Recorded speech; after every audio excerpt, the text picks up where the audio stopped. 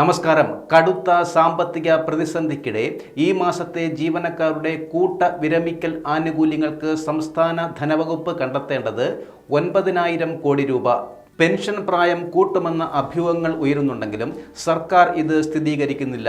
സാമ്പത്തിക വർഷത്തിന്റെ ആദ്യ പാദത്തിൽ എടുക്കാവുന്ന വായ്പാ പരിധിയുടെ കണക്ക് നിശ്ചയിക്കാത്തതിൽ കേരളം കേന്ദ്രത്തെ ആശങ്ക അറിയിച്ചു.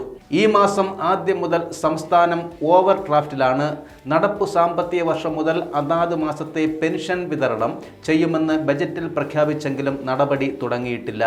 ഇതിനിടെയാണ് കൂട്ട വിരമിക്കൽ.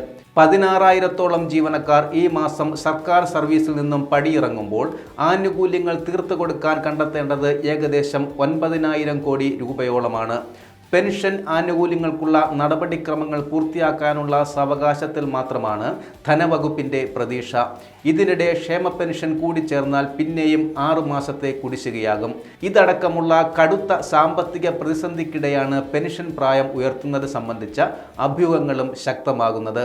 ഔദ്യോഗിക ചർച്ചകളൊന്നും ഇതുവരെ നടന്നില്ലെന്നാണ് ധനവകുപ്പിന്റെ വിശദീകരണം. തദ്ദേശ തെരഞ്ഞെടുപ്പ് ഇനി അടുത്ത ഡിസംബറിൽ മാത്രമാണ്. പെൻഷൻ പ്രായം 1 വയസ്സെങ്കിലും കൂടുന്നതിന് സാഹചര്യം അനുകൂലമാണെന്ന രാഷ്ട്രീയ അഭിപ്രായം ഉരുത്തിരിയുന്നുണ്ടെന്നാണ് വിവരം. പക്ഷേ നയപരമായ തീരുമാനം ആദ്യം LDF എടുക്കണം. മുഖ്യമന്ത്രി വിദേശത്ത് നിന്നും തിരിച്ചെത്തിയ ശേഷം ചർച്ചകൾ ഉണ്ടാകുമോ എന്നാണ് ആകാംക്ഷ. നടപ്പ് സാമ്പത്തിക വർഷം സംസ്ഥാനത്തിനുള്ള കടപരിധി 37,512 കോടി രൂപയാണ്. ഡിസംബർ വരെയുള്ള ആദ്യ പാദത്തിൽ എടുക്കാവുന്ന പരിധി കേന്ദ്ര ധനമന്ത്രാലയം അതാത് സംസ്ഥാനങ്ങൾക്ക് മെയ് ആദ്യം നിശ്ചയിച്ച് നൽകുന്നതായിരുന്നു പതിവ്. 3 ആഴ്ചയിലേക്ക് എത്തിയിട്ടും ഇതുവരെ അറിയിപ്പൊന്നും കിട്ടിയിട്ടില്ല. വായ്പാ പരിധി നിശ്ചയിച്ച് കിട്ടും വരെയുള്ള ചെലവുകൾക്കായി 5,000 കോടി മുൻകൂർ വേണമെന്ന് സംസ്ഥാന സർക്കാർ ആവശ്യപ്പെട്ടിരുന്നെങ്കിലും കേന്ദ്രം നൽകിയത് 3,000 കോടി മാത്രമാണ്.